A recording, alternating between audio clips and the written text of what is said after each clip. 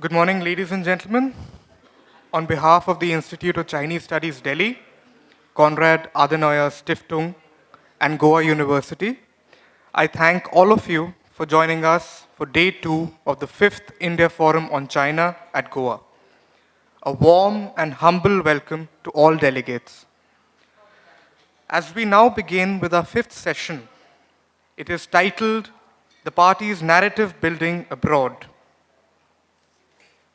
I feel deeply honored to invite Ambassador Vijay Nambiar, the chair for this session, Honorary Fellow, Institute of Chinese Studies, New Delhi, former Ambassador of India to China, Pakistan, and other countries, and former permanent representative of India to the United Nations, a career diplomat and a person of great foresight and fortitude. Our speakers for the day are Dr. Tsung-han, Assistant Research Fellow, Division of Cybersecurity and Decision-Making Simulation, Institute for National Defense and Security Research, Taipei. The title of his paper is The CPC's Approach to the Russian Narrative on the Ukraine Invasion. Followed by Dr. Wu, we've got Dr. Jabin T. Jacob, Associate Professor, Department of International Relations and Governance Studies, Shiv Nadar Institution of Eminence, Delhi NCR. Honorary Fellow, Institute of Chinese Studies, New Delhi. Dr. Jabin's paper is titled The CPC's Foreign Policy, Promoting the China Model in Madagascar. Our third speaker is Dr. Chien-yu, Associate Research Fellow, Division of National Security Research, Institute for National Defense and Security Research, Taipei. His paper is titled Ethnic Minorities, Policy in the New Era, Xinjiang as an Illustration. The lead discussant for this session will be General S.L. Narasimhan, Director General, Center for Contemporary Chinese Studies, New Delhi, Member, National Security Advisory Board, Government of India. A very articulate expert who brings great depth and nuance to all deliberations. Ambassador Nambiar, the floor is now yours.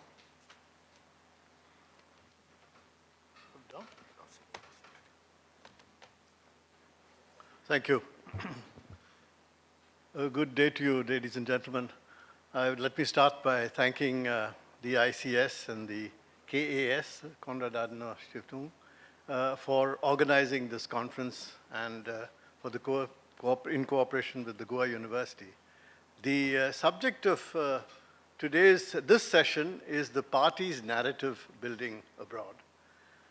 As early as 2014, Xi Jinping had made it clear that he saw Chinese diplomacy as marking a clear departure from Deng Xiaoping's low-profile approach and would strive to reshape the international order driven and dominated by the United States. To do this, China would strengthen its discourse power, Huayuquan, and cultivate self-consciously its capability to confront the West's discourse offensive and shape the international discourse on major global issues and policy debates to its advantage. It would bring what it called its own narratives, Chinese wisdom and Chinese solutions to the world's problems and make China an important source and stabilizer for world growth, economic growth, as well as an important guardian and advocate of world peace and development and human civilization and progress.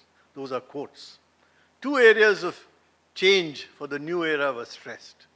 One was to counter the central role of liberal ideology in the international order. While the US narrative was built on values like freedom, democracy, liberty, notion of American exceptionalism, China's emphasis was on the renewal of the Chinese nation and its own cultural traditions.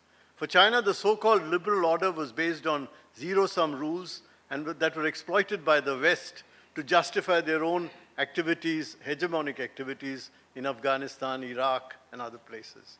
These were now obsolete. The future world order, according to one Chinese academic, was to accommodate more political, economic, and cultural diversity than the current one that has been dominated by Western values and culture.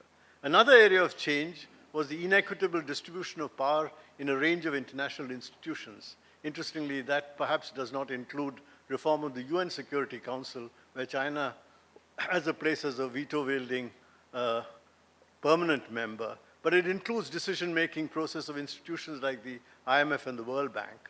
China's leaders spoke of democratization, mutual respect, win-win cooperation, saying reform of the global governance system was essential to reshaping the international order. The concept of working together to construct a community of common human destiny, Renlei Mingyun Kung Tung Ti, as Chinese solutions to the world's complex problems was designed to gain the high moral ground in contesting the so-called US-controlled narrative.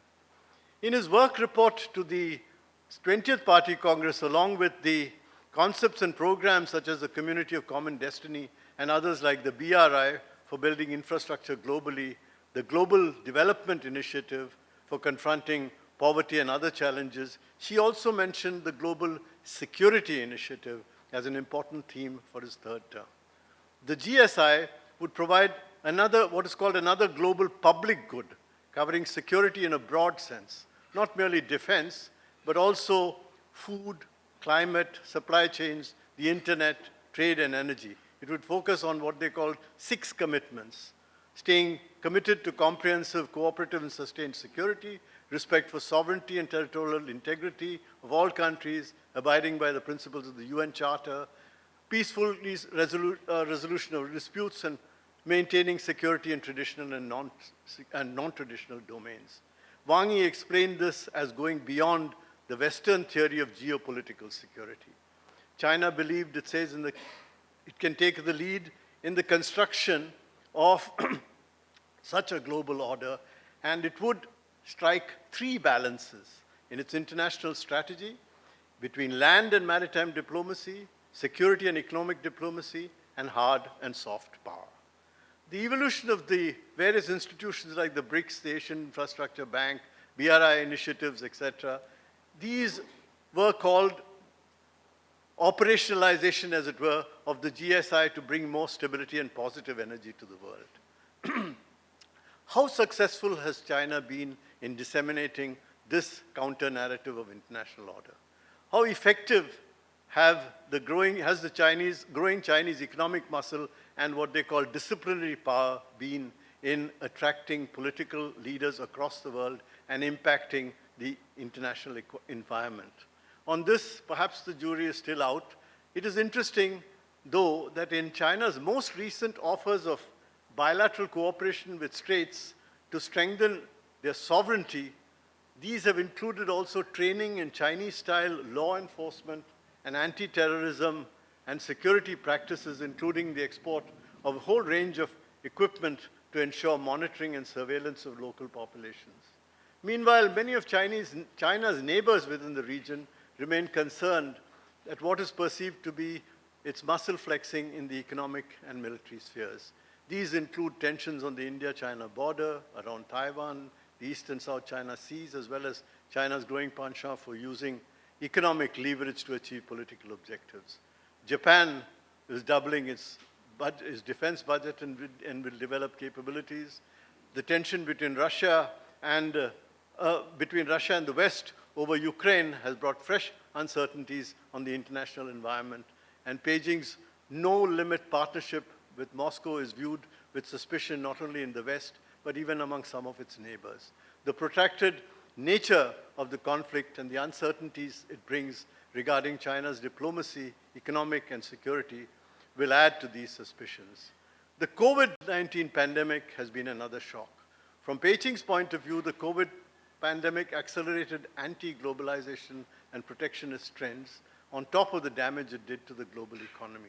China's own zero COVID policies have also heightened confusion and uncertainties in the neighborhood. As Xi embarks on his third term and launches China on its ambitious and goal of global dominance and realization of the Chinese dream, it will be interesting to see how China's leaders handle the country's western flank, comprising Xinjiang and Tibet, as they leverage these regions in the service of the development goals of its ambitious BRI. Through Xinjiang towards Central Asia, and through Tibet to create a trans-Himalayan belt extending towards South Asia and onwards into the maritime Silk Route. While the goals they seek to promote are lofty, the actual measures put in place may have yet failed to involve any form of consultation to elicit the interests of the local population in these parts of the country. Significantly, the 20th Party leadership lineup has not even a single member in the Politburo of non-Han ethnicity. Finally, on Taiwan, while the 20th Party report contains a renewed expression of determination to solve the Taiwan question as a historic mission and an unshakable commitment and as necessary for China's rise, the key question is, does this mean Xi will up the ante and escalate the issue in the coming months and years? Or will China, notwithstanding its noisy reactions, continue to exercise strategic patience and display public confidence that China is on its side? We have a panel today to discuss these matters.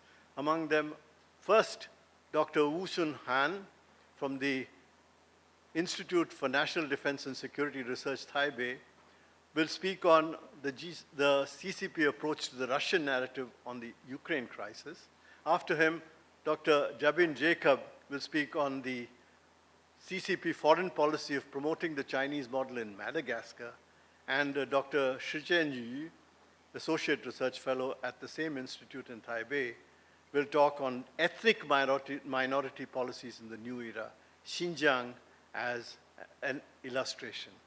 As a discussant, we have Lieutenant General Narasimhan, DG of the Center for Contemporary Chinese Studies, who will be our discussant. I give the floor straight away to Dr. Wu.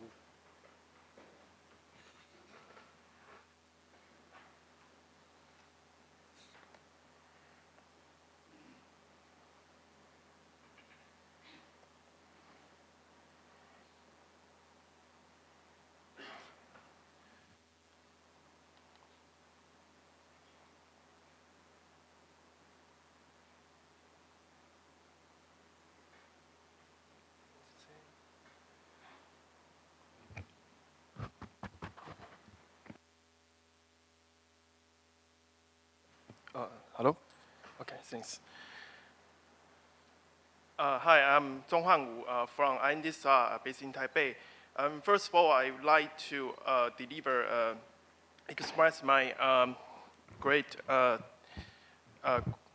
huge gratitude to CAS, to ICS, and our University of Goa. It is your kind invitation and outstanding organization, so we are able to come to here to share our ideas with these good and outstanding scholars. And also would like to thank Professor Akache and Professor Jakub again. Thank you very much. And so today my topic will be about CPC's approach to the Russian narrative on the Ukrainian invasion. As we all know that since the outbreak of Russian-Ukrainian war, and this year, Taiwan has been drawn a great international attention this year. Just on the same day when the war broke out, and it has been reported that Taiwan reached the highest searching rate on Twitter. And also, some fake news occur on the same day. My friend in Europe also texted me if Taiwan has been attacked by China, because in their country, they just read that news, and I clarified that this is not true. So you can imagine that at the time, Taiwan really drew great attention. And then some slides which you can see from the screen. So this paper is divided basically into 5 sections. And my research was mainly focused on the background and the commitment what China has done to Taiwan in the context of Russian-Ukrainian war. So the introduction just give some ideas regarding why I write this paper, and then is the overview of China-Russian relations to give you the idea why China cooperate with Russia, and then it's about China-Russia cooperation in cognitive domains, which I will focus on what China has done mainly in domestic domain. And then I also focus on what China has done regarding taking advantage of Russian-Ukrainian war and to harass Taiwan. Mainly it targets Taiwan's audience. And then it's the implication and conclusion. So this is the main structure.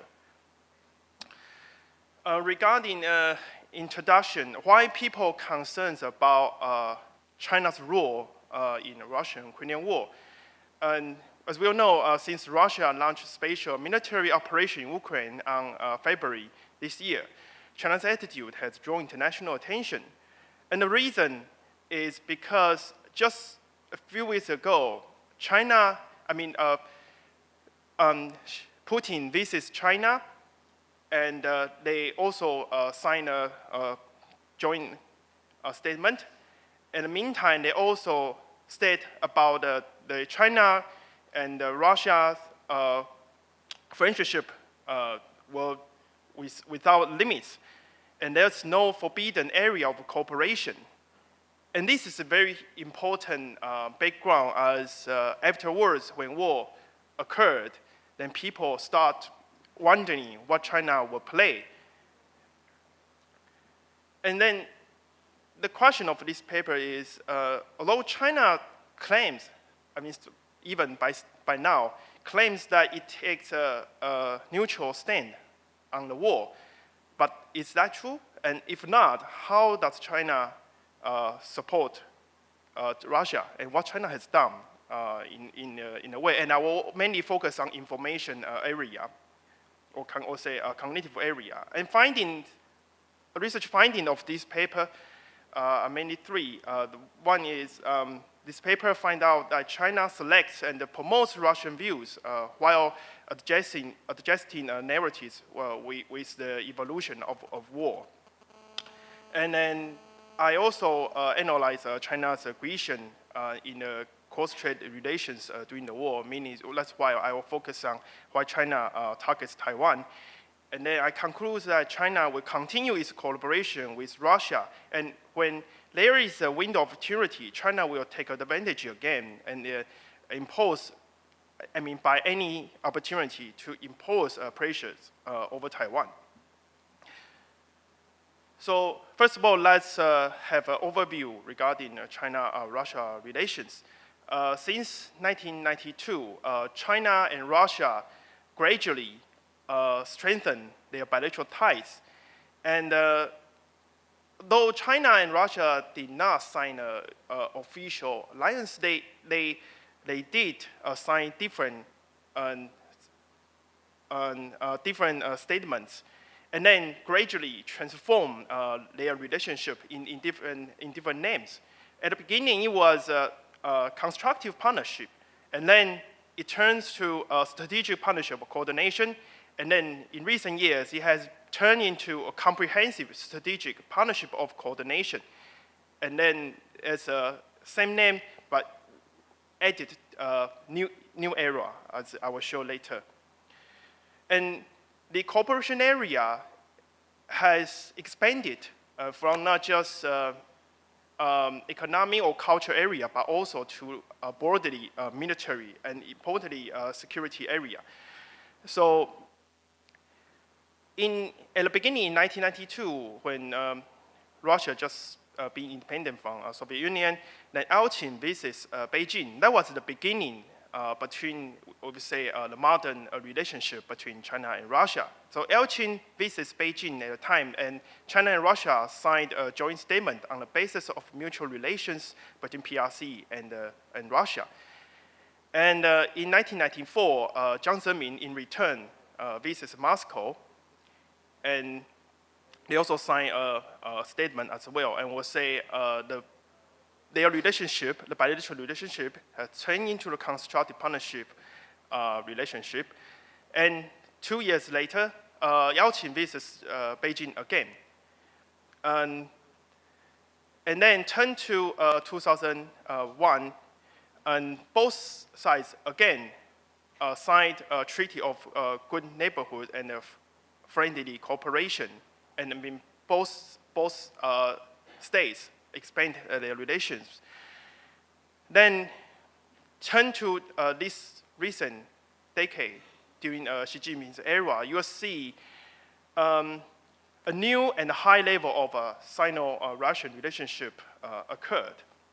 In 2013, when Xi Jinping just received his power, then the first country he visited abroad was Russia. And at the time, he claimed that both sides should cooperate further and regarding different areas and also their military relationship. And both sides signed a joint statement on comprehensive strategic partnership or coordination. And also during the time, they signed agreements regarding media cooperation. This is quite important why Russia and China have opportunity to support each other regarding in cognitive domain. And in 2009, you can see, again, they both signed a joint statement on comprehensive strategic partnership or coordination in the new era between PRC and China. And we say their relationship getting further and stronger. And 2 years later, 2021, and they just renewed the previous treaty, which is signed in 2001. And then this year, when Putin visits China, again, they also deliver a joint statement. And again, just clearing their relationship will be further strengthened. So that's the basic background. And the implication actually from their relationship, the strengthening relationship is when people wonder why China would support Russia, because people wonder China has strong economic investment in Ukraine, and it also has great of cooperation areas with Ukraine. But why China choose to support Russia this time? From the level of this cooperation, from the treaties, you can see actually China's agreement with Russia has actually reached the highest level in China's foreign relations. And actually, China-Ukraine relations is still important, but just lower than China's Russia relations. And the international, what kind of factors have accounted for this development?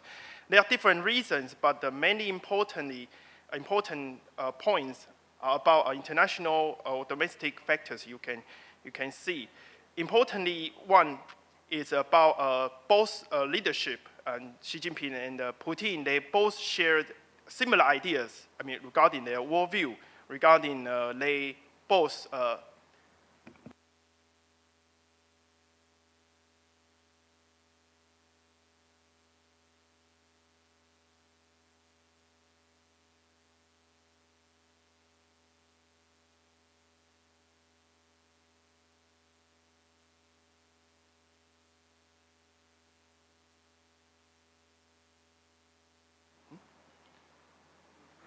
Oh, it's not. It's not moving. Okay. I see. Okay. Just click on this right here. Okay, I see. Sorry for, okay. Then,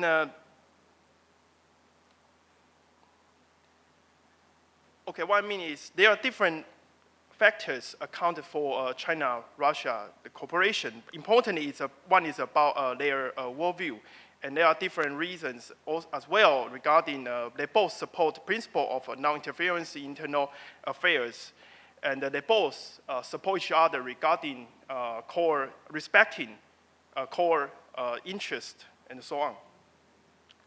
So that is the background. Then moving to China-Russia cooperation in cognitive domains. And over time, there are different issues China support Russia. And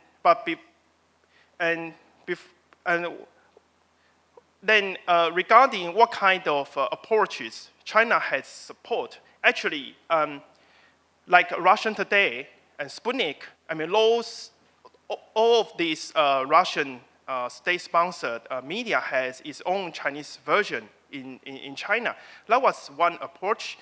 Then, like Chinese state-owned media, like CCTV, Xinhua, and also state-related media, like Global Times, and also some government-related media, like certain, I mean, their version of Weibo, and also their WeChat public account, so-called 公众号. All these Chinese media, they are also important approaches that spread Russian narratives. I mean, directly, maybe from Russian Today or Sputnik, or they have their own Chinese way of version, but mainly echoed to a Russian narrative. And importantly, such narratives, not only just in Chinese media, further, these media will transmit their messages and information from domestic area to abroad. What I mean is about Taiwan and overseas Chinese community. And in Taiwan, certain channels or media might directly, just transfer such information to Taiwan. But some actually transferred from international channels, like from Facebook or TikTok or different international channels to Taiwan as well. And also we have local cooperators who given different reasons in Taiwan.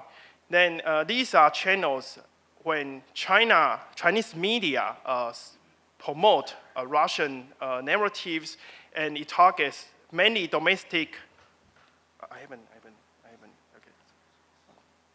domestic audience, but then it will flows this information to the overseas. Then that would be the next section I'm going to talk. Here there are different cases. China over the past months promote Russian narrative, and in this paper I mainly select two cases. Yeah.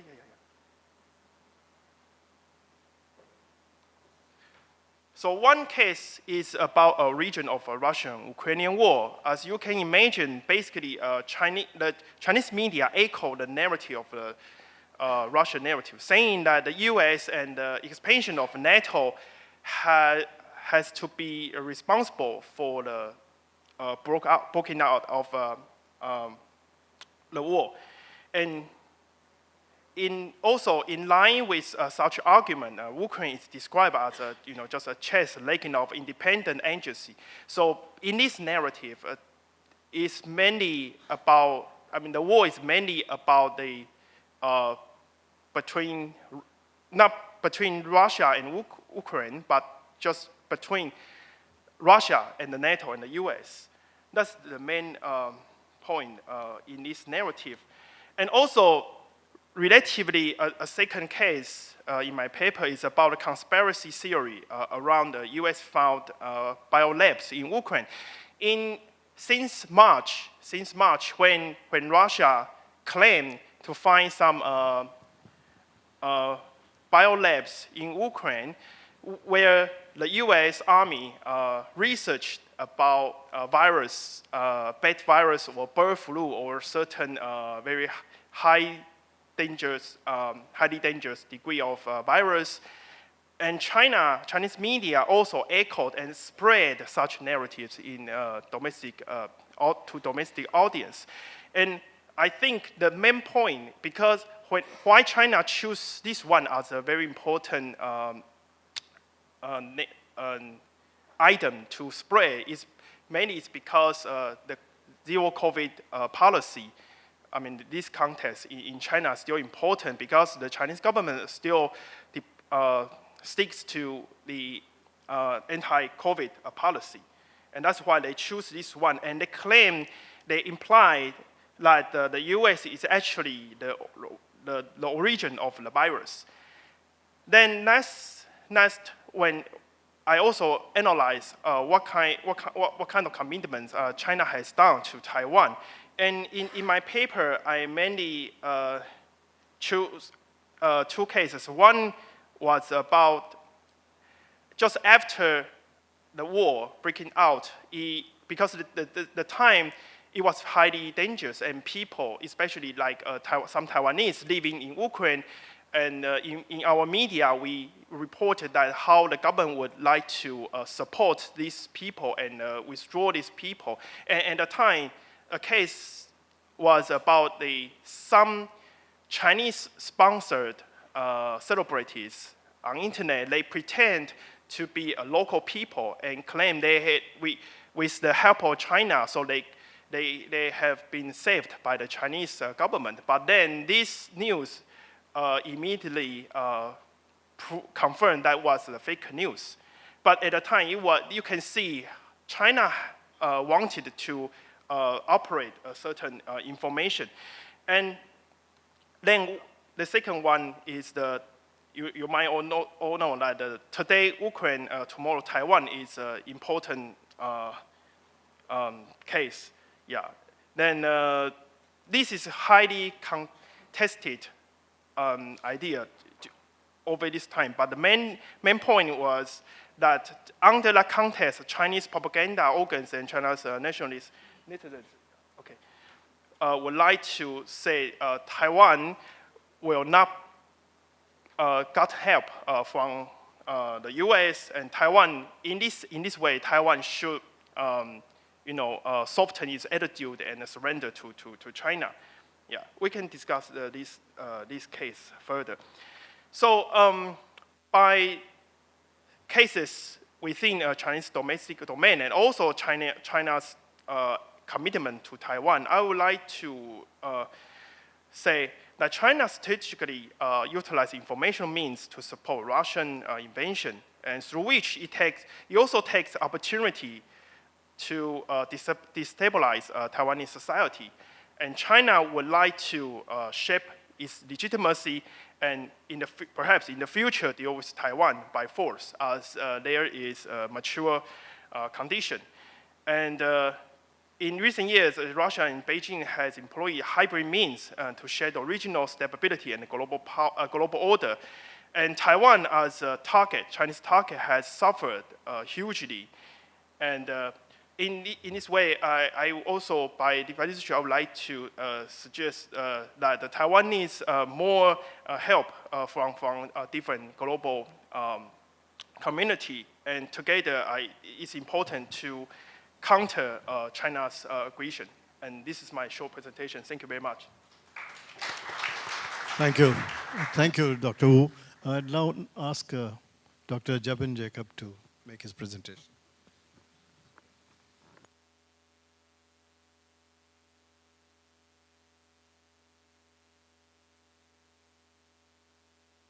Ambassador Nambiar, General Narasimhan, my fellow panelists, ladies and gentlemen, good afternoon. Like Bhim, I'm also a former organizer of one of these forums. And so, my thanks, of course, to the organizers, but also my sympathies. I think if you work long enough and hard enough, you will eventually find yourself at a hotel with a swimming pool, which you can actually use at one of these conferences. Let me get quickly to the chase. Why Madagascar? I basically take off from a presentation I made last year at the last forum, but this was in online mode, no swimming pools. Of PRC foreign policy to CPC foreign policy. So I've been trying to make this argument that China is no longer, or China, if it ever was, China is not a normal state.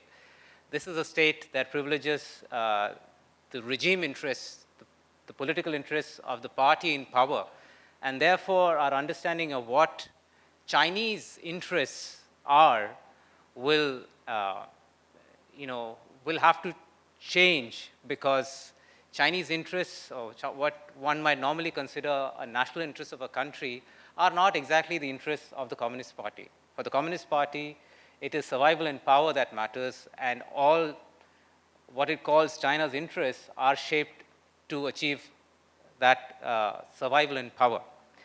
Like Venkat, my colleague Venkat in the previous session, he talked about that this is no longer China Inc., but Party Inc. So it's practically the same argument, but in the realm of foreign policy that I'm making. So Madagascar, well, why Madagascar? Because it's there. Like Everest, the fourth largest island in the world, actually is barely a blip in our understanding or our attention as far as global or as politics goes. It doesn't get any attention at all, but it has a very fractious political situation, which is something that we might need to pay attention to as the Chinese begin to increase their presence in the Indian Ocean. And it is an element of the party's foreign policy that it will try and exploit. I mean, all countries do this, but the party has a particular talent in exploiting political uncertainty, political instability. We had a conversation about the United Front work department in a previous session yesterday. So that's the kind of work that the party, that's the kind of perspective that the party takes to foreign policy as well. It is a feature of the CPC, the foreign policy, CPC system, to use political circumstances in economically weak and underdeveloped or politically unstable or isolated countries to push an agenda favorable for his own interests. And, I have to underline this is a zero-sum game. Obviously, this has implications for India and for other powers that are going to have to deal with the Chinese. So I use the case study of Madagascar to examine how the CPC tests out elements of a new activist foreign policy in developing countries, how it exploits local circumstances to do so. It highlights the activism of the Chinese embassy and a particular brand of the party's people-to-people relations on the island. I argue that the PRC foreign policy in language, attitudes, and articulation of interests is practically the same as the CPC's. It's all language coming out from the CPC's own documents. So national interests, therefore, are more fused than ever with the party's interests. And in turn, it confirms that despite whatever rhetoric that the Chinese might throw at you, about win-win and so on, foreign policy is increasingly an ideological tool for the CPC or for the Chinese party state. So its model of politics and development and economic development is essentially one of competing with other political and economic systems, because unless you compete with them, unless you extinguish those challenges to your political system, the Chinese party state itself cannot survive. Now, to very briefly talk about the state of bilateral relations, while China and Madagascar established formal ties only in 1972, it took about 8 years later for the first high-level state visit to take place. This was the Chinese vice president of that time, Chi who actually visited in 1980. And then the Chinese president, Li Chien-yu, visited another 6 years later. But what is interesting is the profile of the dignitaries or the visitors to Madagascar. So it's, of course, included state councillors, members of the Chinese legislative bodies, foreign ministers, of course. But also, curiously, at one point in 2006, the Secretary of the Central Commission for Discipline Inspection, basically China's anti-corruption watchdog. What he was doing there, I haven't been able to figure out yet, but he was there. Of course, the Chinese have a special envoy for Africa, a special representative for Africa. Xi Jinping sent his own special representative in 2019. And if anything, the flow of visitors from Madagascar to China is greater, and they are present at all major events, such as the Olympic Games, for example, the POA Forum, the Belt and Road Summit, FOCAC, Forum on China-Africa Cooperation, and so on. And the Madagascar argument, as far as the Chinese are concerned, is that Madagascar provides a bridge for China to Africa. So obviously, the Malagasy are big players, or rather, hugely interested in the Belt and Road Initiative. And the COVID-19 pandemic over the last couple of years has actually not slowed down these exchanges. Virtual meetings have taken place. Lee Chanshu, the outgoing the former number 3 in the Politburo Standing Committee and the outgoing head of the National People's Congress, had a meeting with his counterpart, which is actually quite interesting for the kind of language and items that are sort of highlighted. And one of the things that, for those of us who been looking at China's role in the island nations around the world, and including in general in BRI, the Chinese have highlighted the Madagascar president, the current president's Madagascar Revitalization Initiative. I mean, so the Chinese are very sort of, they're very capable of understanding what it is that makes the Malagasy tick and pick up those projects that are of interest to the political elite in the country. I mean, we've seen this happen in Sri Lanka. We've seen this happen in Indonesia, where Jokowi had his global maritime fulcrum. As soon as he announced it, the Chinese were at his door saying, how can we help?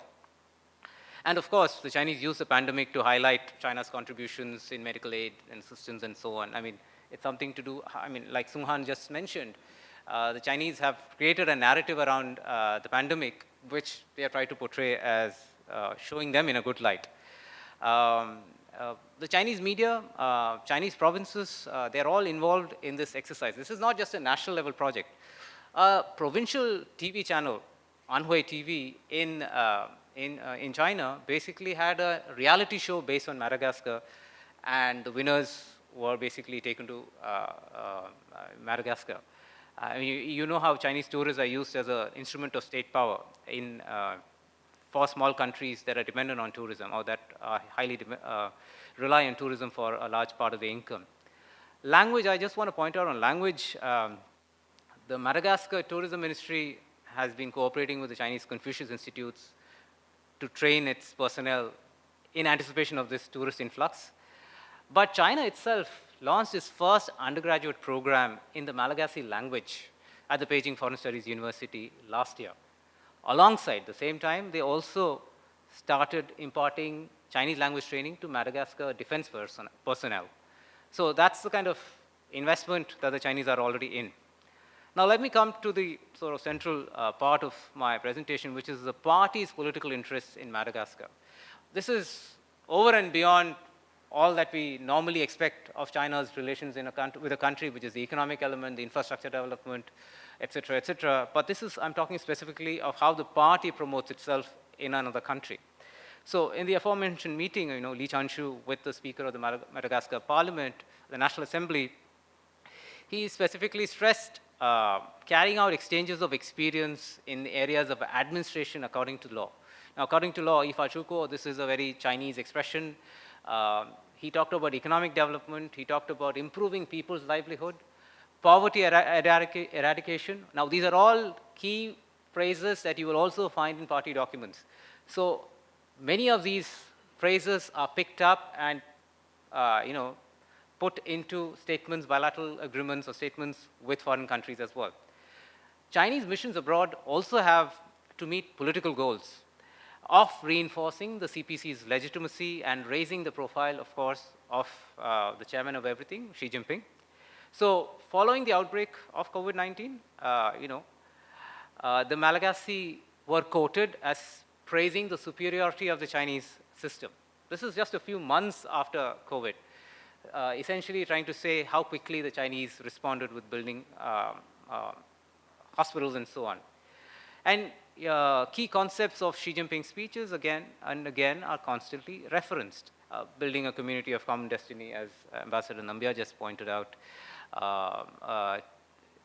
Rajiv talked about the ecological civilization. So the Chinese ambassador in Madagascar writes op-eds in the newspaper talking about ecological civilization, perhaps because the Chinese are heavily involved in illegal felling of timber, and so they want to cover that up by talking about civilization and environment preservation and so on.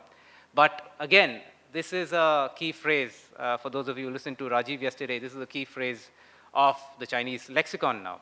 So these are all important slogans domestically within China that are now being promoted abroad.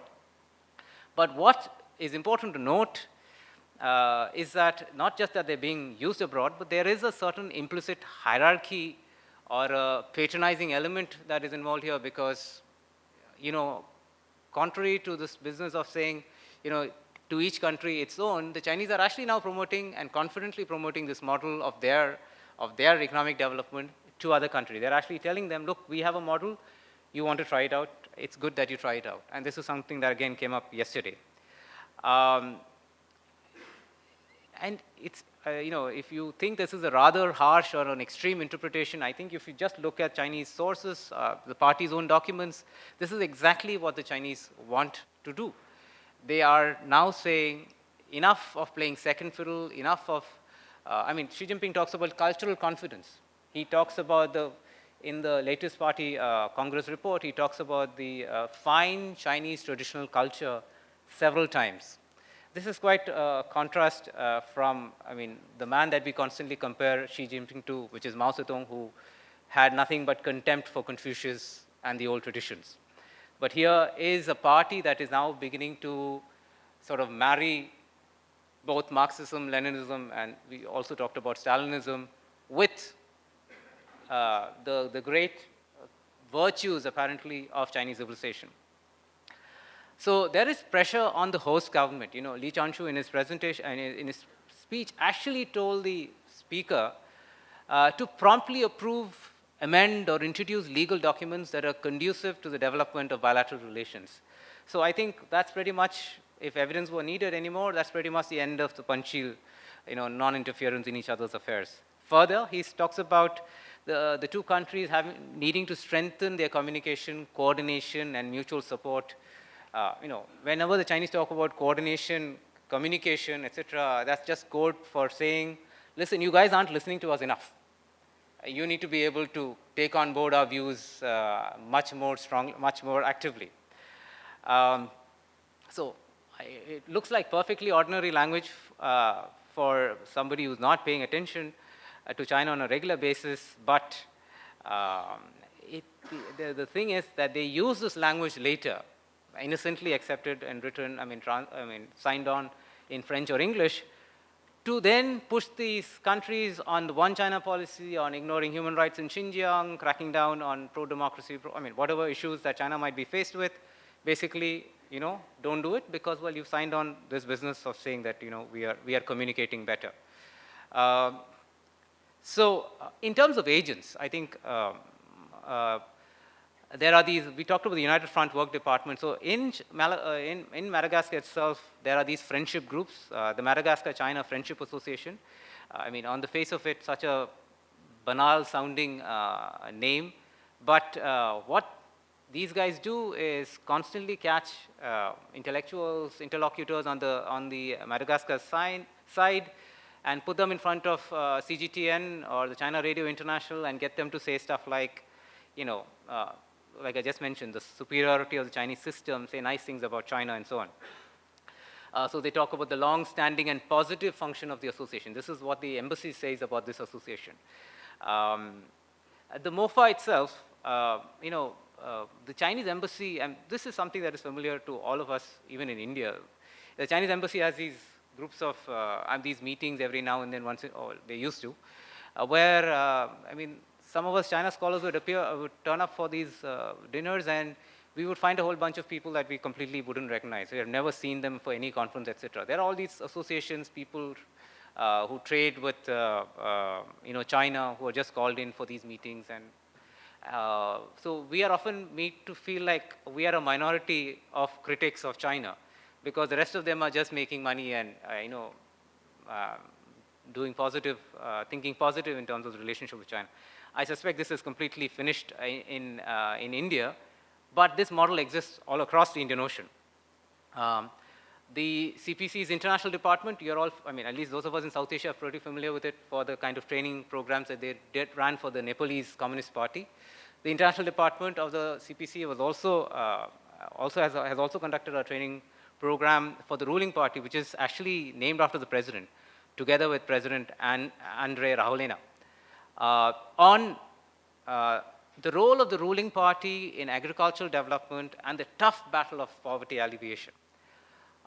So there are two things that's happening here. One, of course, poverty alleviation is a Xi Jinping mantra. But two, this is a political party named after an individual. So this is, again, continuing, it sort of is part of the playbook that the Chinese are trying to do, promote, of the personalization of Chinese foreign policy in Xi Jinping. So there's an element of the personality cult, of course, but it also tells you how deep and invested the Communist Party of China is in the economic development programs in other countries, and how much effort that they put into trying to, bring together what the Chinese Communist Party once said into the narrative and the discourse or the rhetoric or the general language that these countries use. So, what is the China model? I mean, I think Dr. Walker yesterday said we don't know what China's ambition is. I think, I think China's ambition is pretty clear. It wants to promote. Sorry. I mean, you might have said something like that, but the idea is that ambition is simple, to promote the Chinese model. And what is the Chinese model? A political system dominated by a single party, where man shall live by bread alone. Economic development is all that you need, and if you accept the rule of the dominant one political party, and we give you a good life, that should be enough. Now, one important part I want to conclude with is the people-to-people exchanges. This is something that we tend to ignore in China's Belt and Road Initiative. We always focus on the hard elements, infrastructure development, economic investments, and so on. But the people-to-people exchanges, China has sent until now over 140 Chinese language instructors to Madagascar, 140. They say Chinese enterprises have created over 20,000 jobs. Multiple medical teams have been constantly traveling to Madagascar, and because this is the World Cup season now, the Chinese built a football stadium in Madagascar soon after the Madagascar team performed rather well at the African Nations Cup. So basically trying to make use of that moment. The Chinese embassy has an active outreach to diaspora. Madagascar has a fairly a significant diaspora, but also a very large expatriate population. And the idea is constantly to tell them, reiterate the virtues of Chinese civilization, history, etc., and references to Tsung-han's voyages and so on. So there are these essay competitions in which the Chinese are constantly encouraged, expatriates as well as diaspora are constantly encouraged to talk about how positive ties are between China and Madagascar, but also to promote ideas such as Taiwan reunification, why Xinjiang is a haven, and so on and so forth. Let me conclude by saying that China's regime interests, I mean, I've sort of tried to underline the point that China's national interests might be distinct from its regime interests. But there is a cost to us if we do not distinguish between what is China's regime interests, or that the party is trying to promote China's regime interests. And so, if China is trying to portray itself as a different power, I think it is a different power. But it is a different power that is simply trying to create a new kind of hierarchy or a new kind of hegemony. And so Wang Yi is not kidding, as Ambassador Nambiar pointed out, that China goes beyond the Western theory of geopolitics. It certainly is trying to create a new kind of geopolitics with itself at the center. And we'll have more examples, not just in Madagascar, but across the world over time. Thank you. Thank you. Thank you, Dr. Chien-yu, please.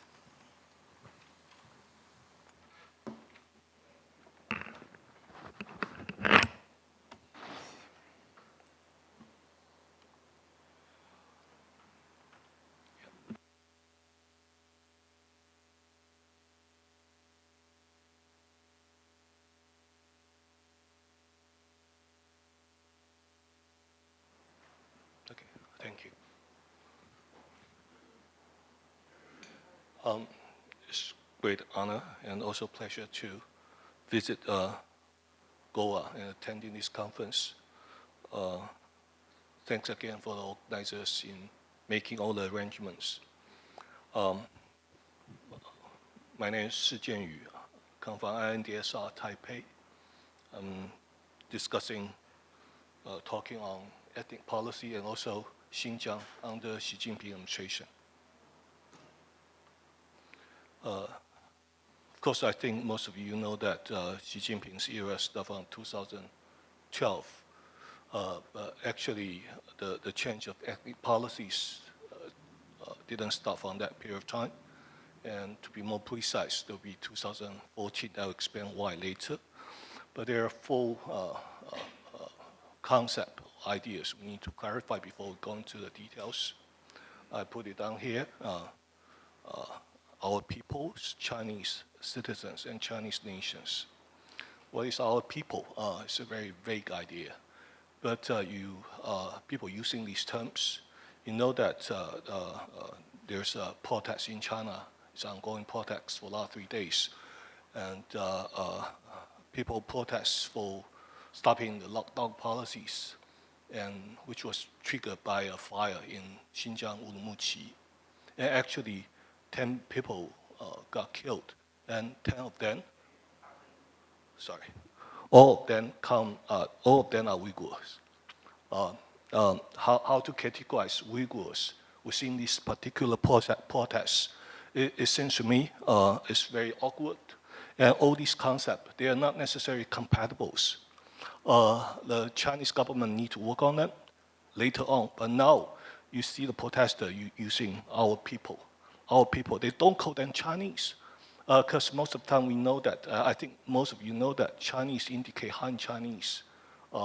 Chinese are people speaking in Mandarins instead of other languages. But citizens is another concept with something to do with the legal arrangements. You are entitled to enjoy certain rights, political rights, especially according to law. But Chinese nation is an old idea. It's more inclusive. It should combine 56, no matter call it 民族 or nation or ethnic groups nowadays. So in these protests, those victims are our people, but they are not necessary to be Chinese. They are entitled to enjoy certain rights as a Chinese citizen. And they are a group of people in collective terms. They are Uyghur, they are a member of the Chinese nation. And so far, these four concepts turn out to be very ambiguous. I think probably Xi Jinping, his new leadership, they need to work on it later on. Based on this, I go into the details of my presentation. The second thing is something to do with the resources. I use Chinese official documents, which is I put down here, you can read. And also I conduct field work, not in Xinjiang, but mainly in Uyghur diaspora in Turkey and Europe, and also Japan sometimes.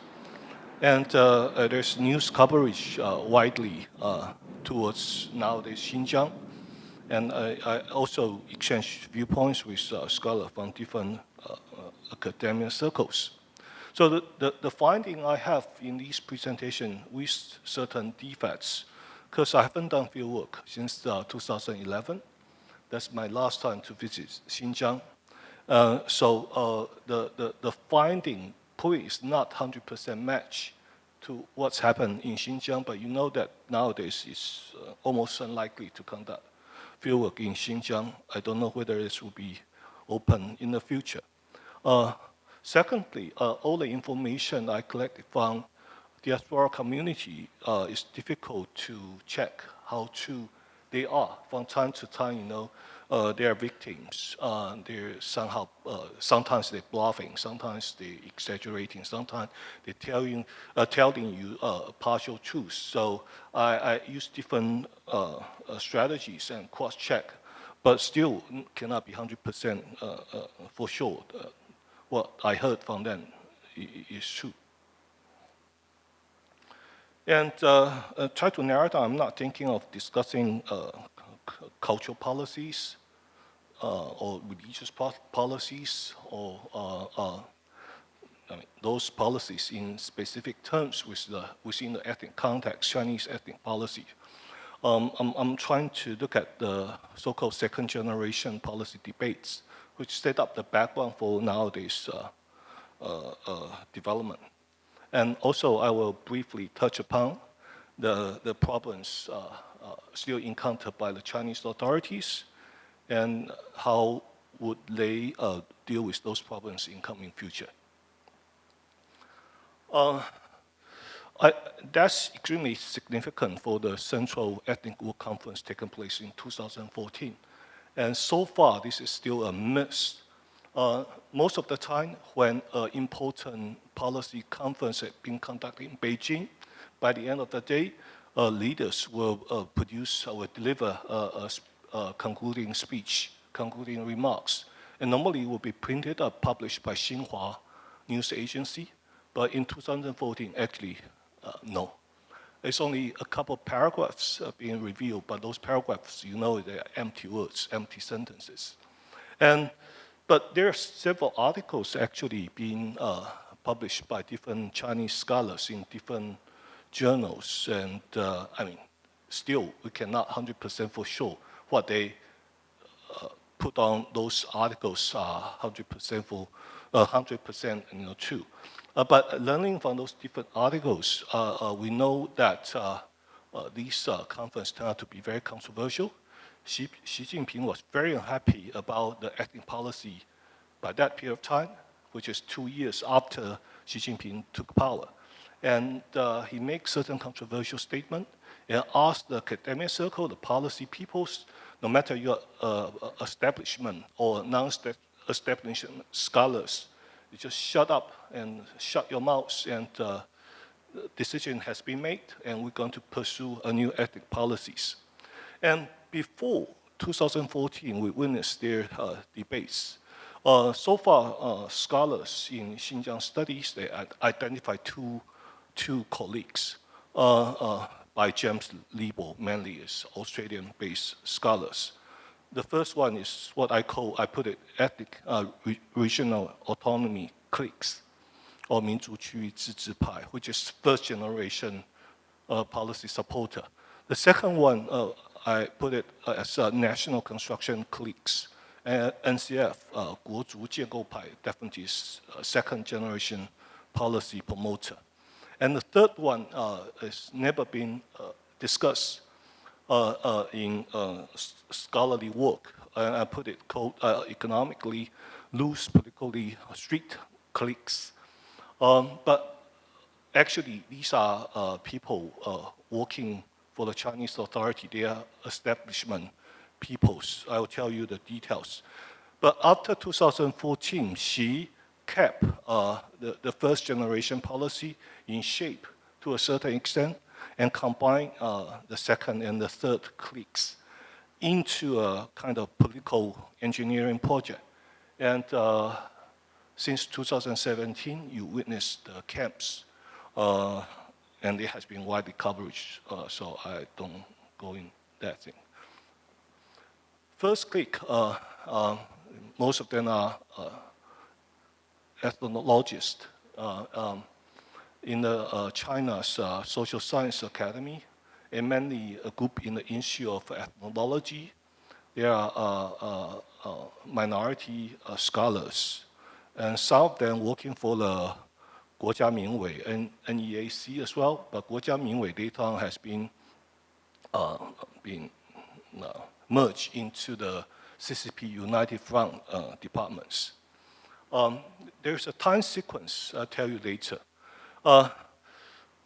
They have their claims. They say that the second generation policy discourse is unconstitutional, which is wrong, and inconsistent with the Communist ideology, and inconsistent with the Chinese CCP's commitment to the ethnic minority people, which is 55 different ethnic groups, or 民族.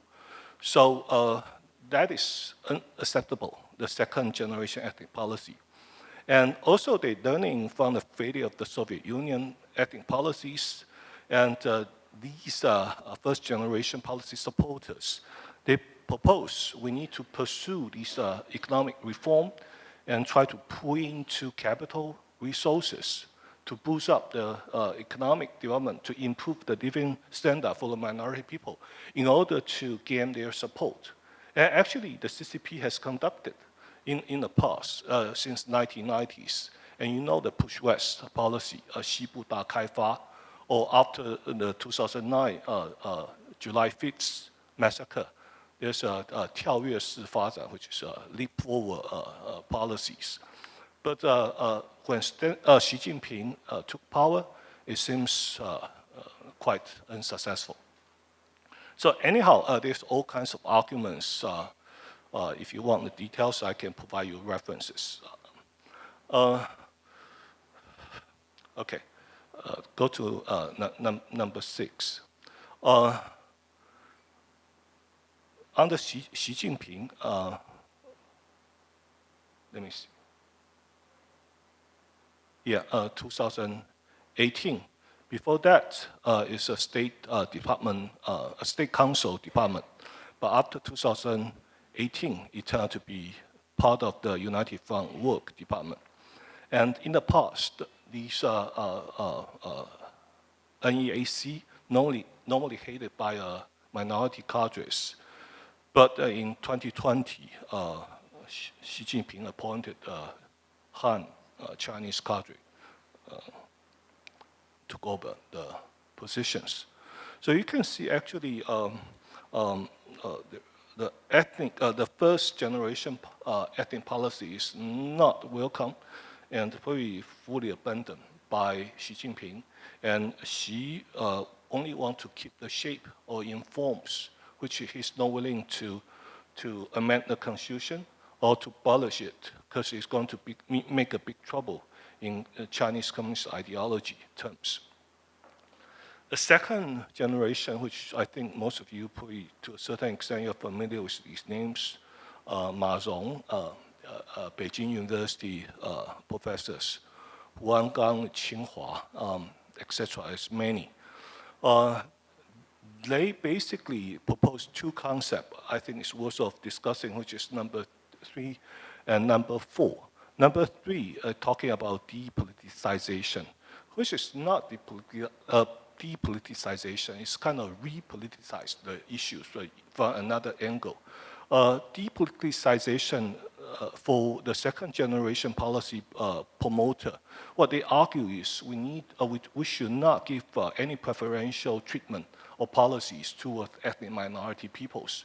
We need to treat them as a citizen of a Chinese state, under a Chinese state, within the Chinese states.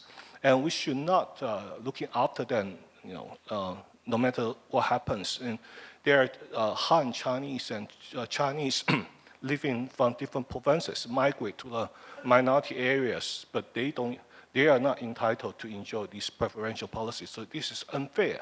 So we need to abolish the first generation. We need to introduce this second generation, which is focused on highlight on the constructing of citizenship, depoliticized with different equal treatment to those minority people. Number 4, acculturation, which is to me is assimilation policies, but using neutral terms, trying to argue that we need to improve the kind of interactions between different ethnic groups in order to make them adopt each other, learning from each other, and probably get rid of certain bad habits,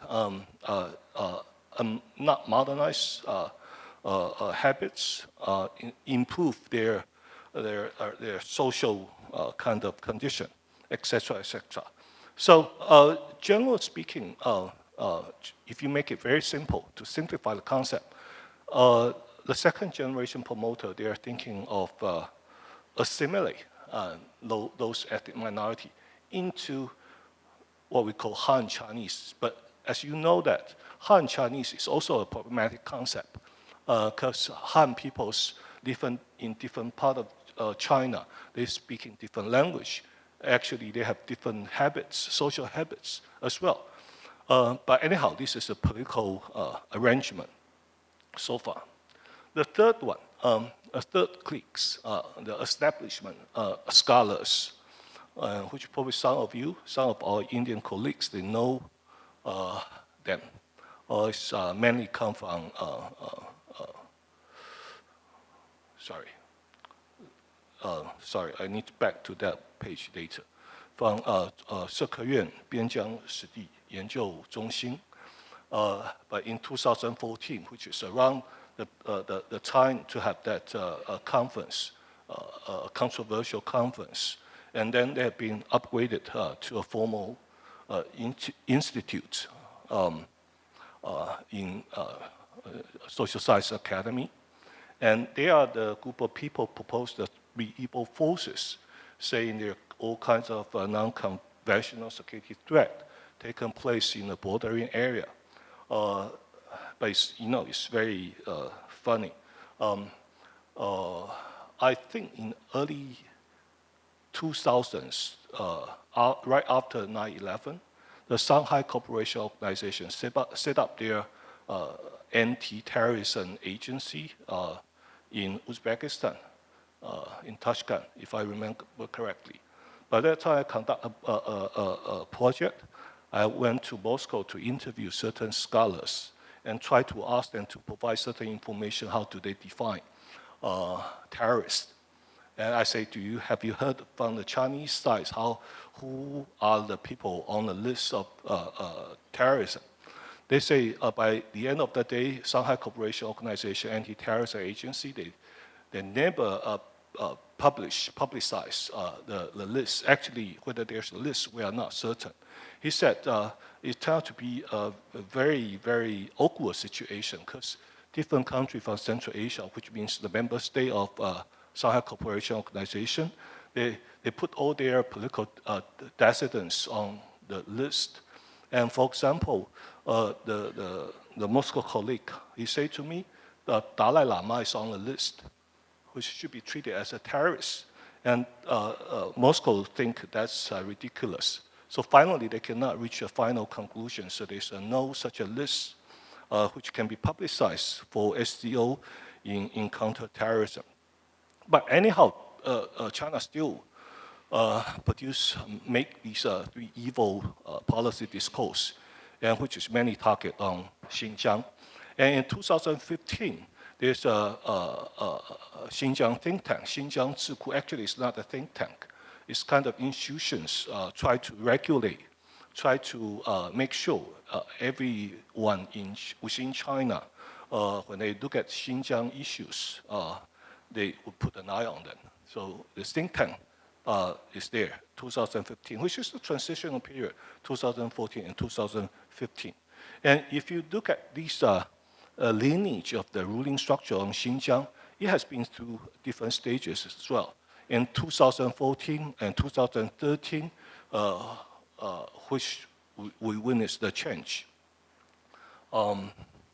Before that, that's Zheng Fawei, Zhou Yongkang, under Hu Jintao administration. They are mainly in charge of these Central Xinjiang Affairs Coordination Groups. But after 2013, there's another issue. The chairman of Chinese People's Political Consultative Conference, they took over under the CCP United Front Department, and also Guanwei National Security Commission.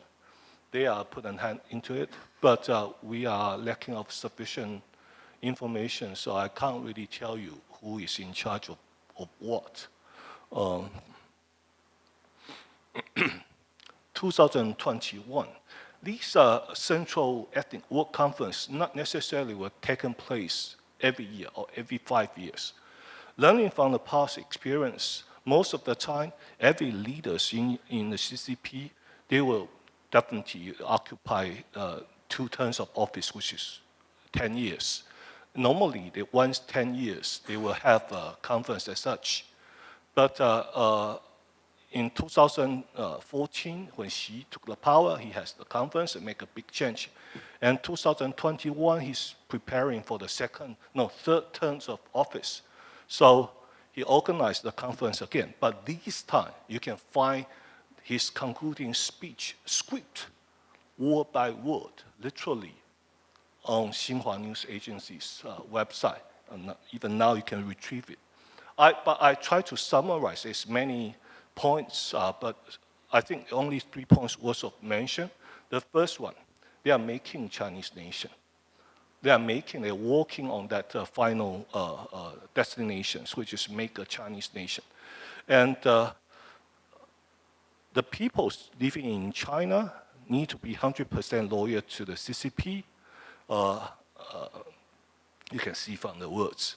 And third point, we need to modernize those ethnic minority peoples. The CCP still believe they are not modernized enough, which means probably they are not industrialized enough. So we need to help them to move forward. Don't stay there. So we should do it.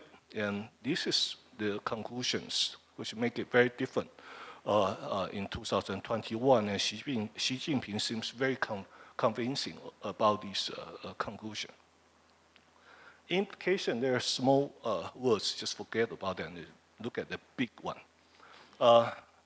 Basically, the first generation ethnic policy has been abolished. Regional autonomy system has been kept, but no big importance at the moment. And in a new era, which means under Xi Jinping, they has tightened the control with kind of forced assimilation strategies, including many. I probably will go through some of them. And these are using Xinjiang as an example, as an illustration. Okay, I'll try to finish within 2 minutes. Zhang Chunxian didn't do a good job for Xi Jinping, actually. And, but he started these new ethnic policies for Xi Jinping in 2015. Probably you heard about these narrative rhetorics, 访民情, 惠民生, 聚民心. Actually, it's a prelude or experiment before the formal introduction of the Xinjiang camp policies. And it's an experiment which is dispatch cadres from central and also Xinjiang regional government to local areas, villages, and look at what they can be offered for them. Officially, of course, they are providing some help, but in fact, they have some other consequences as well. But after that experiment in 2015 and 16 and 2017, Xinjiang internment camps has been introduced by Chen Quanguo. And okay, wait up. These some materials actually talking about the content of camp with 3 different levels. If you are interested, I can produce this PowerPoint for you. Concluding remarks. What would be the, I skip this one as well. What would be next? Xi Jinping's policy is far from finished. It has a lot of details need to be settled in the coming futures. I think they are working on that, and probably next year they're going to publicize their new policy orientations. Second point, of course, they are abusing human rights. They are kind of being accused of conduct a genocide in Xinjiang, and the UN Human Rights High Commissioners also conclude that Chinese government conducted crimes against humanities. So these kind of pressure, how far international pressure can make China change their policy in Xinjiang? Actually, I wrote a paper half a year ago. It's going to be published next year in English. It's another question.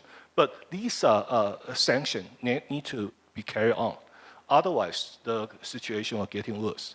The third thing, for the Chinese government, these unconventional security issues never settled. Afghanistan, Central Asia, and people along China-Pakistan economic corridors, etc., etc. If you're interested, you can raise the question. I will find time to answer that. Thank you. Thank you. Thank you. Thank you. General, I think you may give your comments as discussant.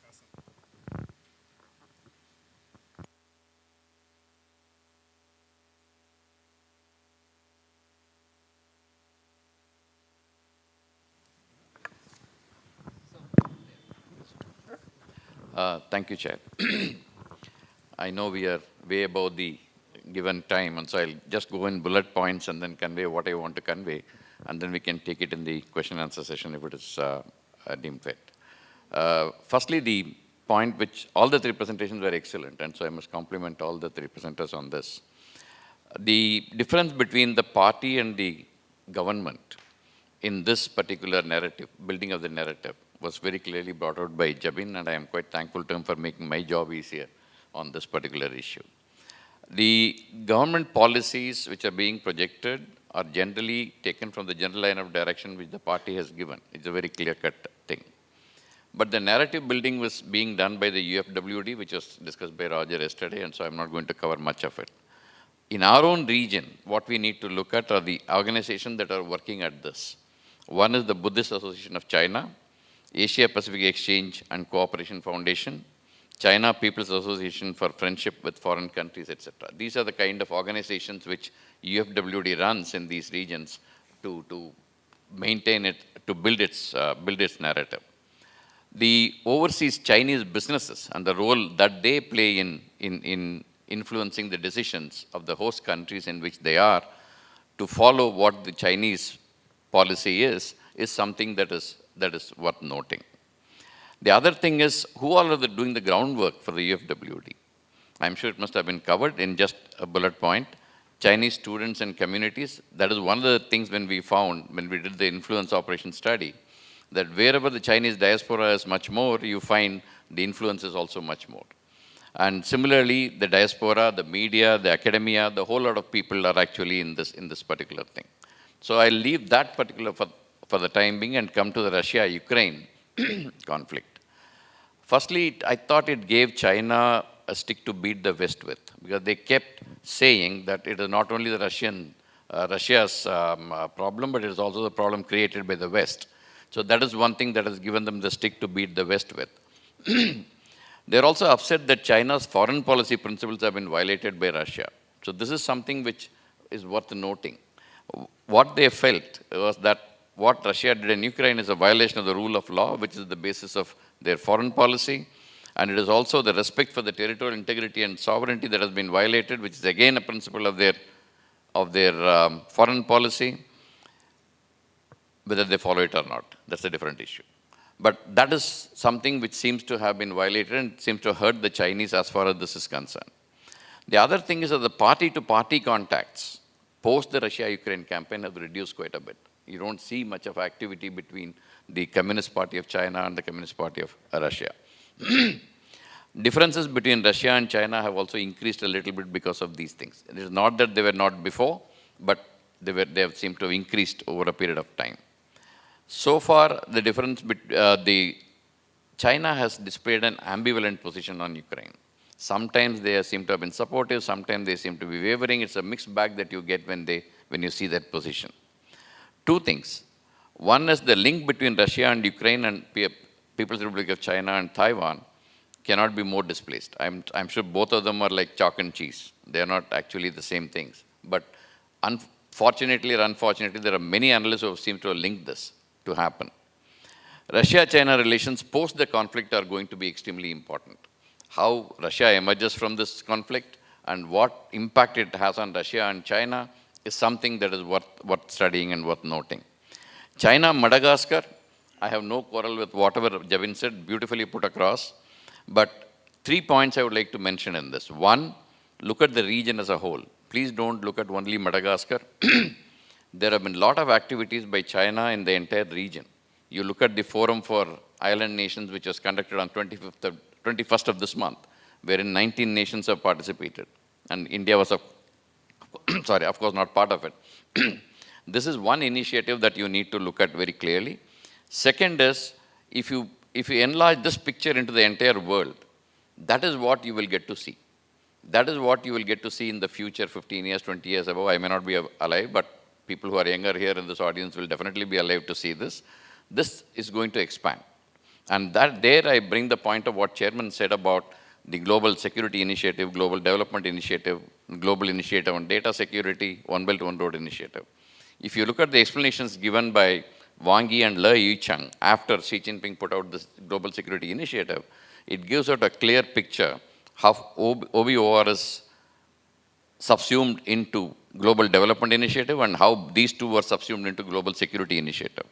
And he also mentioned that Global Security Initiative aims at creating an alternative security architecture in the world. So this is something, if you link all this, you get a distinct picture of how this is going to pan out in future. The last one on Xinjiang, he again very clearly put out what is happening in Xinjiang. The point that I want to convey is, instead of doing the assimilation of the Uyghur population into China, what China is following is, or the party is following a principle of integration. Assimilation versus integration, if you look at it, the differences are very clear. The integration is what is happening at this point in time, which is some kind of a forced kind of assimilation is something that we get to see.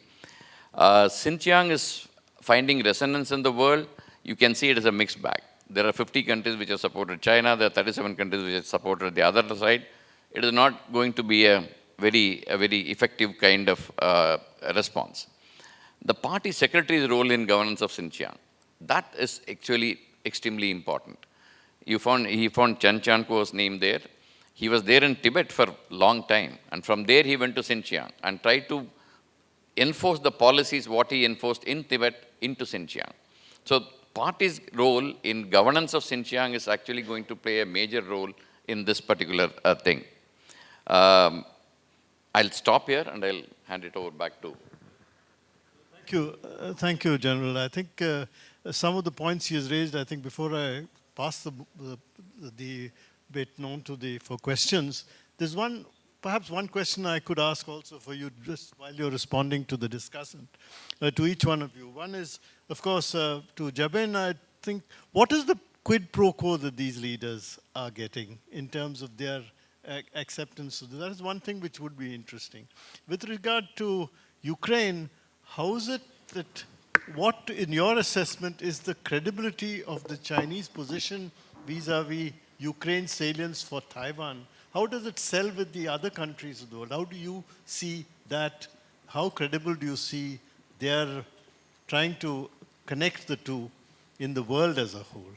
And third, I think for Dr. Shih, the question is, what about do you see any kind of coherence taking place among the minorities in terms of their problems vis-a-vis this particular policy of assimilation or integration? Xinjiang is a major question. Has there been anything in terms of the whole process, democracy which people talk about? Are the minorities in any way expressing themselves in terms of what the impact will be of this integration process or assimilation policies?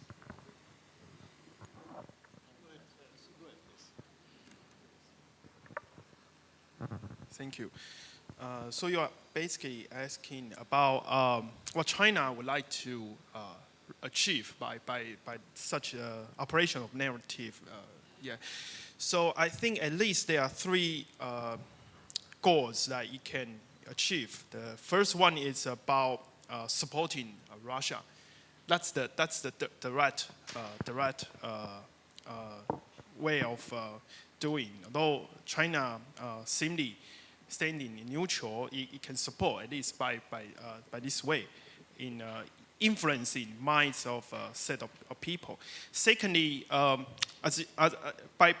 the cases I present, the main point is to devalue Western or say NATO countries and the U.S. Legitimacy as by criticizing actually it was the responsibility of these Western countries to trigger the war. And for sure, operation level, China is doing such operation by targeting Taiwan.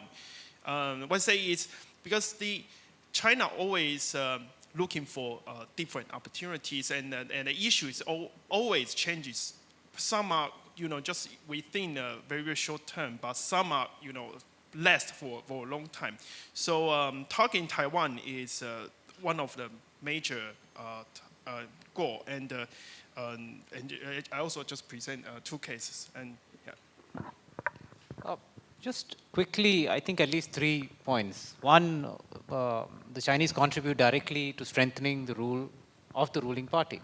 I mean, in Iran, for example, they provide the entire infrastructure for the online control. In Sri Lanka, Rajapaksa, Nepal, Oli, they've tried their best to support these rules. Second, I think quite simply, massaging egos. Again, it's happened in Sri Lanka, in the Philippines with Duterte. Pet projects, a third one. They actually ask, what is it that you want, and they give what they want. Again, Rajapaksa's Hambantota project, Jokowi, I just mentioned about the even India, when Prime Minister Modi was Chief Minister, those investments into Gujarat were pretty much aimed at the individual as much as the state. Actually, there's no easy answer. I'm pretty informed about what was going on in Xinjiang. For example, 2013 to 2015. Actually, by that time, it's the rise of Islamic State in Syria and Iraq. And I mean, of course, Shanghai Cooperation Organization is still the border. It's difficult for Xinjiang Uyghur to migrate to Central Asia, to Turkey, or to Middle East. But by that period of time, probably if you follow the news, there's probably more than 20,000 of Uyghur. They migrate from Xinjiang through Yunnan or through Guangxi and through Indochina and Malaysia and fly to Turkey. How can this be happen? I've been visit Xinjiang more than 7 times. The kind of security peoples follow all the foreign visitors. They monitor every single peoples there. How can that happen in 2013 and 14? So then there's a conspiracy coming out. If you want to know the story, I can tell you one by one. But make it simple. If someone suggested the Chinese state did it on purpose. They force these people because they believe those people migrate to Indochina, to Turkey. And those people, they are hardcore Muslims. Even put them into jail, put them into the camp, they cannot transfer them. So kick them out, open the door, and let them go. That's one of the conspiracies. There's many, actually. And to make it simple, certainly I agree with your comments. Xi Jinping tried to solve the problem once and for all through the change of ethnic policy. They care about the security, especially internal security of Xinjiang, but they don't bother about their neighborhood by that period of time. Regarding, actually, I'm not quite follow your questions.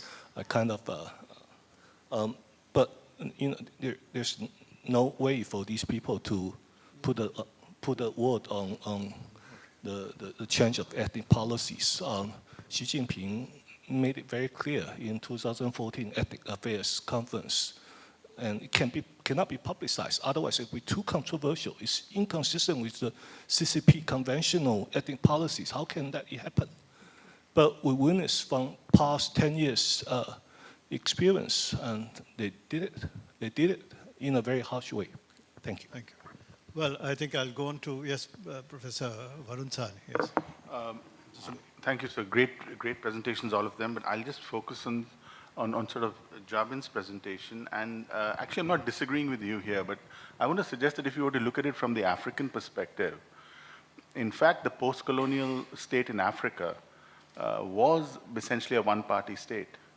And so, and this applies both to sort of very nasty dictators like Bokassa and Mobutu, and to really nice chaps, like Julius Nyerere and Leopold Senghor.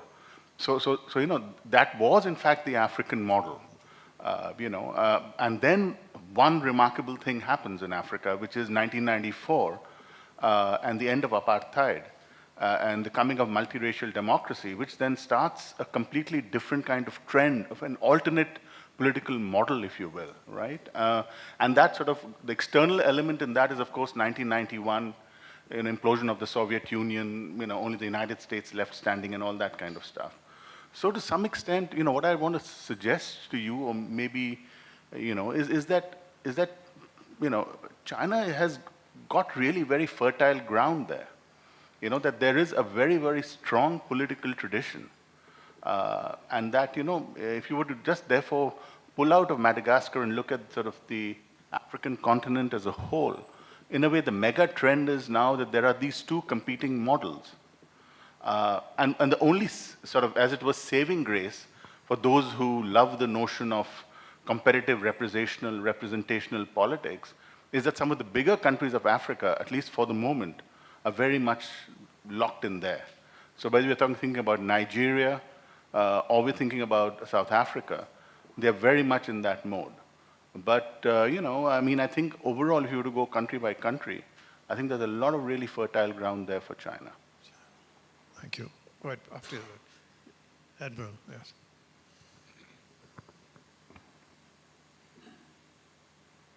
Thank you. I have a brief question for Professor Jacob too. You started off by remarking on the fact that there's no distinction between the Chinese state and the party. So I want to ask you, can there be a distinction, because the People's Republic of China of modern times is a creation of the Communist Party. They fought the Civil War, they threw out the Japanese, they threw out the KMT, and then they created this People's Republic, by unifying, by taking over Tibet and so on. So if the Chinese Communist Party doesn't exist or gets damaged, will the PRC not fall apart? So is it fair to draw a distinction between the Communist Party and the PRC? And secondly, what China is doing today, spreading influence and ideology, I don't know about ideology, but trying to spread influence, how different is it from what happened in the Cold War? The democracies were trying to spread democracy and capitalism and free markets. They are trying to spread their kind of, influence. And lastly, India has not been inactive in that part of the world. I just want to draw attention, what we call the Vanilla Islands, Madagascar, Seychelles, Mauritius, etc. India has been pretty active in those parts, especially the Navy. And I think the Vice President visited Madagascar in the last couple of years. So what I'm saying is that although we don't have as much economic clout as China, we are still trying our best to spread influence. There are things like Sagar and regional security partner and so on. That's all. Thank you. Thank you, Admiral. Go ahead. Go ahead. Yeah, go ahead. I think I'll move this way. Okay. The first question is to our Taiwanese colleagues over here.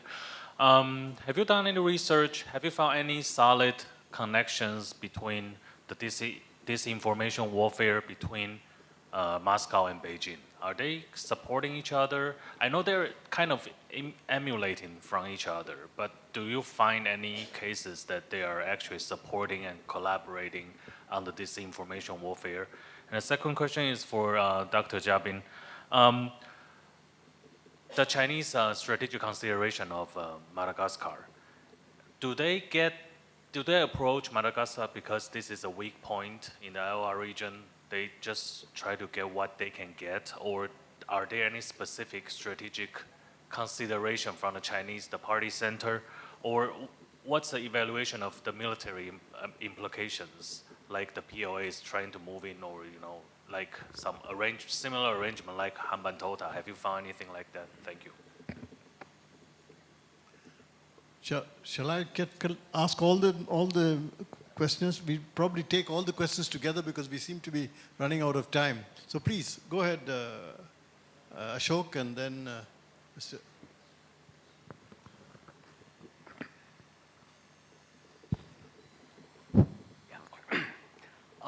Thanks, Chair. No, we had the fascinating presentations. And frankly, I'm thinking aloud. Uh, what one can see that there are building blocks to the Chinese story or narrative or offering, whatever you may like to describe it as. But I wanted to have comments of Jabin and General Narasimhan in particular on whether all these elements really add up to a Chinese model which is being offered as a viable alternative to US-led Western narrative. And whether China has been able to make secular progress in that direction and not suffered some serious setbacks in recent years. You know, Xi Jinping, both in his work report in 2017 and 2020 party congresses, talked about Chinese solution, Chinese path. So I think they have, something in mind. They have offered, BRI as global public good. All of you referred to Global Development Initiative unveiled in September last year, Global Security Initiative announced in April this year. You have the FOCAC process. Jabin gave very specific examples regarding Madagascar and other countries about what Chinese are offering. But at the same time, if you step back and look at what has happened in recent years, especially since Trump's calling out of China, post-COVID, post-Ukraine situation which has emerged, China has clearly lost ground in what sometimes Chinese strategic community describes as global West. And this is reflected in various surveys and opinion polls, including Pew surveys, more negative sentiments about China in USA, in Europe, and various other developed countries. This is one. Second, when it comes to BRI, which was until recently the primary instrument both for projection of geopolitical influence as also creating a continental come maritime domain where China will be the preeminent player, it is losing steam. There are questions being raised about it. GDI and GSI is still work in progress. Community of shared destiny, very unclear at present what really it amounts to. FOCAC process, if you look at in terms of deployment of funds by China in Africa, it's tapering. Actually, there has been very sharp decline in recent years. BRI peaked in terms of fund disbursement in 2018. Question I'm asking that given this background, also the very important point that China's developmental model is far too rooted in China's own unique circumstances and endowments. Very difficult to replicate that model elsewhere. And I don't think Chinese have been trying to do that. It can at best offer certain tools, like you referred to surveillance, for Iran, or hardware and software elsewhere. My question is that given the greater pushback we are seeing from so-called global West in particular, are we seeing anything which amounts to a China model, or is it still work in progress? It's still very inchoate in terms of its maturing. Are we going to see Global South as the primary arena for projecting the so-called China model as and when it takes shape?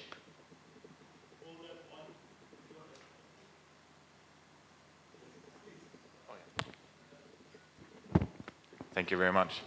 My question is to Chien-yu. about the recent protests that have broke out in China. And of course, they've been sparked by the fire that happened in Urumqi recently. I was just wondering, what do you make, as someone who studied, the building of a Chinese nation, what do you make of the show of solidarity for Uyghurs in this case? And for one, does this reaction surprise you? And another thing, how spooked do you think is the Communist Party by the show of solidarity in Shanghai and Beijing and other places? Thank you. Thank you. Jyoti and then Gudrun. Thank you. So actually, I have a continuation of the previous question. But I'm just wondering if, you know that a BBC reporter in Shanghai was picked up. He's been released since. 10 people have died, as you said, Dr. Shih. And protests are breaking out in campuses across the country. We don't know how serious this is right now, but some of you who've lived in China, and I'm sure all of you have worked there at some time or the other, how serious do you think it is? And how do you think how will it impact the narrative building of Xi Jinping, who's just sort of emerged from his party congress? Thank you. Good one. Yes, thank you. I think, Jabin, you didn't quite misunderstood me yesterday because this is not what I said. I think what we are seeing is that the Taoguang Yanghui, when it disappeared, the Zhongguo Fang'an, the Chinese approach to solving problems, the world is ready for our, contribution now. This has replaced Taoguang Yanghui, and it comes with a model. The model is not the emulation of the complete developmental path of China, of course. This cannot be copied. But what can be copied is a lot of stuff. And China can contribute to that by exporting surveillance technology. Also, all the Chinese security laws, they can be copied. Foreign NGO law, and I'm not only talking about autocracies, there might also be democracies who want a stronger grip on the civil society. So you have an emulation of the laws, and I think what Jabin explained in the case of Madagascar, this is happening all over in Africa, but most worrying probably also at the UN level, and this is something I tried to point out yesterday. The language in the Human Rights Council, etc., is changed gradually. And the support comes from the global south because it can never be wrong to put development as an important element of human rights into a document, right? So what we, or the West, understands as universal human values is basically modified and tailored to the Chinese need and also according to the wishes of a lot of, or what they believe is in their interest, countries in the global south. And I think we really have to watch out how this GDI, the Global Development Initiative, and the Global Security Initiative, how they develop, because there will be more stuff like training police from foreign countries and stuff like that. Nepal. So rest we can talk over lunch. Thank you. I think I now have to give the speakers, the panelists, 1 minute each for their response to these rather, broad questions. I don't know whether you could. Please go ahead. Would you like to? Okay. Let me see. I think I'll quickly sort of, Dr. Walker's point, Ambassador Kanta's point, and Professor Sani's points, I think they sort of answer each other. And pardon me, Dr. Walker, I think I might have pulled out a specific phrase out of context, but overall, we've always sort of been on the same page on this subject. I think Ambassador Kanta provides this larger framework, do the elements add up to a China model? And I think the stuff that Dr. Walker was talking about, I think that's really what, it is inchoate, it's not complete perhaps, but I think the Communist Party is very clear what it wants the model to constitute. I mean, that's very clear in their internal documents. The rest of the world might only be seeing bits and pieces of it, but it's there. In fact, I think that brings me to Professor Sani's point. It's quite correct that, the Africans have a one-party state, I mean, several one-party states, but that's also, and therefore China, finds fertile ground. But what's different is the Chinese actually think of exporting their model. Mobutu was quite happy being king in his domain, but the Chinese are not happy with just that. And precisely because the Africans are past masters, this is the problem that the Chinese model is going to run into.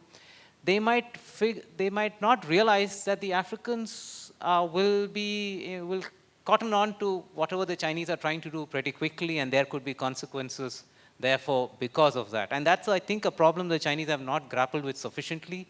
And just like what we are seeing today in Shanghai, we might begin to see models of this also outside. I mean, China is already an electoral issue in African countries, isn't it?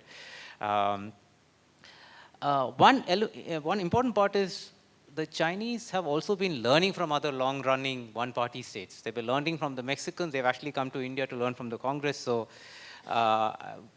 what we have to give them credit for is that they will constantly keep innovating, constantly keep learning and figuring out how this has gone. One point about the Global South, yes, the Global South is perhaps the primary arena, but let's not forget that the Chinese simultaneously started operating in Central and Eastern Europe, the CE countries. So I wouldn't put the CE countries as part of the Global South. So they are trying multiple things simultaneously. I think that's the confidence that they bring to it. To Admiral Prakash's question, how different is it from the Cold War ideology? No, I don't think it is different. It is certainly an ideological ploy, but what we have gotten used to, unfortunately, is that the Chinese are an economic power, they're a globalizing power, forgetting that there is this hardcore element of politics and ideology that has always been in the background. And frankly, the disagreements we saw on German policy yesterday, I think, explains that. The West is still not coming to grips with the fact that this is a system that is out to undermine democracy as we know it. And that's something that we simply need to get into our thonao, into our heads, as the Chinese would put it. Yes, India has influence. Of course, India has influence, but at this rate, we'll only be number 2 or number 3. We'll never be number 1. To Roger, I think the specific strategic considerations, a very economic the thing is that proximity to these undersea mining beds, that's all practically the southwest of Madagascar. But also, I think primarily counter-US, counter-US, counter-US. Whatever the US can do, the Chinese want to do and want to do better. Thanks. One quick comment and then... Thank you for the question.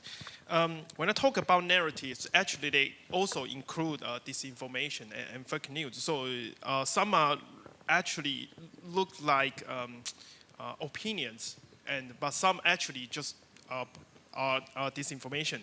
And so the case that I present regarding a US built biolabs in Ukraine, actually that was one of representative case. And usually the process that such news were at the beginning occurred reported in Russian media and then Chinese media cite, but then when Chinese experts gave some analysis, and then the Russian media also cite again from the Chinese media, and then it's like go and back, go and back, and then it evolves during this process, and the size and the degree of disinformation, just evolve in this way. And also, the message behind Chinese operation actually regarding some concept, for example, non-interference of internal affairs and respecting sovereignty and refusing the Cold War mindset, which I think is part. To some extent, this is Chinese promoted, Chinese model, and to some extent, China's information operation is quite related to promoting Chinese model. And regarding protest, which just occurred in recent 2 days, I think the reasons are various, but given the size and the place that it happened, which has, across almost the whole country, there's different conditions there. So I think the Xi Jinping's commitment breaking breaking out the political practice is one. And for sure, I think significantly is about China's zero COVID policy, which has severely harmed people's life. And, let's actually, raise this certification emotion in China. And I think that's the main reason. Make it very short. There's a solidarity, but a solidarity with Chinese colonial characteristics. The protester would like to build up solidarity with those Uyghurs being victimized in the fire. But the Uyghurs are scared to death. They have no solidarity. They have no choice. They don't want to have a choice at the moment after 5 years of camp experience. Some of the Chinese student protests, they don't even know those victims are Uyghurs. Some of them, of course, they are informed. That's why they call we people, 我们同胞. They don't know how to categorize these victims. Are they Chinese? Are they the Chinese, the understanding of conventional concept Chinese? But certainly they come out, as far as I read those Weibo or Twitter informations, the people now generate deeper reflection on the issues. In the future, I don't know how can that develop. The camps, most of the Chinese living in the coastal areas, they have no idea about the Xinjiang camps. They just follow the Chinese official propaganda. Anyway, make it short. I'll just finish in 1 minute. Regarding Raja's question regarding Madagascar, please also look at Mauritius, please also look at Seychelles and eastern coast of Africa. The whole lot of area is actually in the concentration. So that is something that you need to look at. On Ambassador Khan's question on building blocks, the building blocks for GSA were already there in March 2021. We didn't pick it up.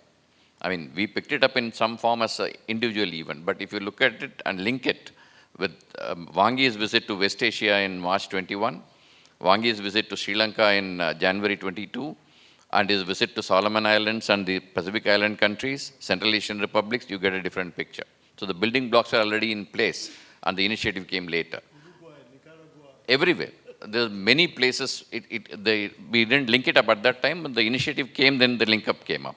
Similarly, GDI, it appears as if it has not gained momentum. Look at the group of friends which they have created. There are more than 50 countries which have signed up onto that. So slowly and steadily, you will find these initiatives gaining momentum and gathering speed. And shared destiny of mankind is something that they will project with all this.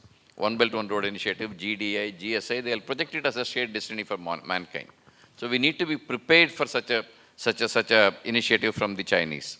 On the recent protests, I think it is too early to predict, because we found some support for Uyghur community in the other parts of the country, but we need to actually take up a study of all the protests that are taking place and see what comes out of it. It will take some more time. It will be too premature to do this. On Professor Walker's comment on the influence of China in the world, that's what I mentioned. All these initiatives are going to gain momentum, and particularly in Africa, which he mentioned, and everywhere else. And if we don't take cognizance of it, we'll play the catch-up game again. Thank you, sir. Thank you. I think Ashok and Gudrun have actually summed up the discussion quite adequately, and the others in the response to the questions have done so. So it remains for me only to close the session, thanking the panelists and all of you.